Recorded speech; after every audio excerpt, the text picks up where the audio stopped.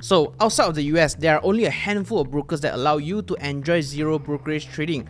Or in other words, you don't need to pay a single cent to buy or sell stocks. Wow, that's great, right? There shouldn't be any cash to it. Or is there?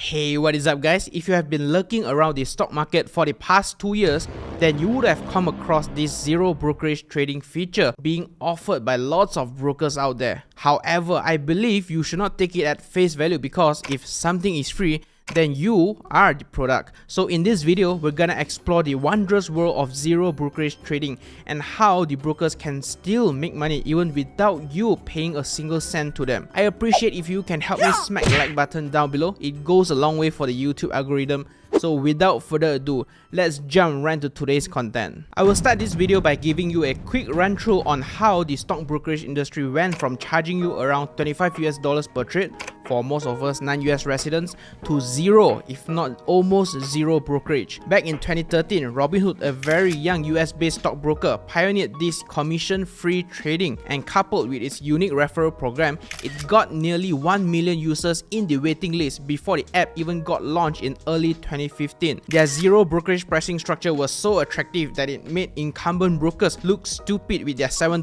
to $9 trading fees, and as a result, their growth was immense from the moment they launched, as you can see from this graph, reaching over 12 million users by the end of year 2020. And as you can guess, incumbent brokers had to react before they lose all of their customers to this young and uprising broker. And as a response, Interactive Brokers announced in September 2019 that they are gonna launch their ibkr Lite account, which will allow US-based investors to enjoy zero commissions trading with no account minimums and no inactivity fees. Shortly after that, in October 2019, another giant broker, Charles Schwab, announced that they are going to introduce commission-free trading, one of the first from the giants. And because investors expect them to lose about $100 million in revenue each quarter, their share price fell more than 9% on that day itself. And that also had a chain reaction towards E-Trade, which fell more than 17% of its share price, as well as TD Ameritrade, which fell nearly 24% in a day. The rest is pretty much history. If you just search for zero brokerage trading accounts, you will find yourself in a position unable to choose, because almost every broker out there now has this zero brokerage feature. Now,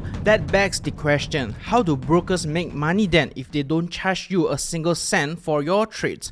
Just like any other businesses, brokers have to pay for their employees, softwares, overheads, and etc. So that means they need to be creative when it comes to designing their financial products to charge you in another way that you may have overlooked. Do you know that when you place a trade on your stockbroking platform, say you are buying one Apple stock at $150 per share, you are actually informing your broker to do that for you. And because brokers don't usually hold any stocks on their hand, they have to route your order to a market maker to buy that one Apple stock at $150 per share. And that is where transaction happens between the broker and the market maker. Now, this is where things get interesting. The market maker could have bought that one Apple stock at say $149 and then sell it to your broker at say $149.50, and afterwards your broker passes you one Apple stock but still charges you $150. So as you can see here now, you are essentially overpaying $1 extra from the value of your stock, which was initially sold by another seller at $149. That $1 difference is now the profit that was split between your broker and the market maker, and this is what we call payment for order flow, PFOF. By now, you should have a better understanding of the whole situation over here. So my question to you, which broker do you think will have the tendency to charge you a higher PFOF? Is it broker A that offers you a low cost of say 35 cents per trade, or broker B that offers you zero brokerage trading? If your answer is broker B, then congratulations, you have successfully understood one of the many business models that a stockbroker can profit from you. Imagine, by dropping the commission fee revenue, those brokers attract a lot more users onto their platform, and as a result, they gain volume at scale. And if you translate that to profits from PFOF, then ultimately it is just a genius way of re-engineering the financial products to profit from you. Now, having said that, let's run through some of the other ways a stockbroker can make money out of you. Yes, you.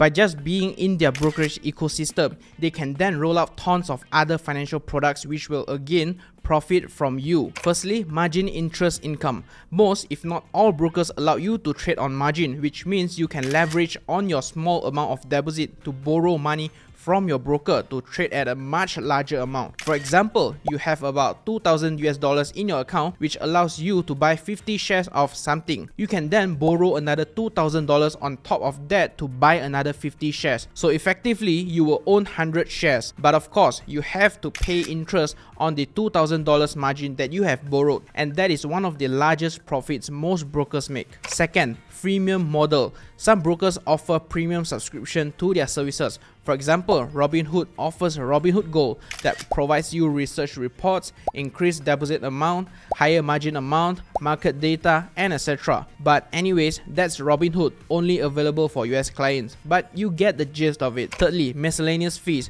For example, deposit and withdrawal fees, dividend handling fees, inactivity fees, currency conversion fees, and etc. And last but not least, interest income from your cash deposit that you park in your brokerage account. Now, allow me to conclude today's video by explaining what is the purpose of me sharing this knowledge with you. I believe personally that it is essential for all of us to know where our money goes as much as taking charge of our personal finance.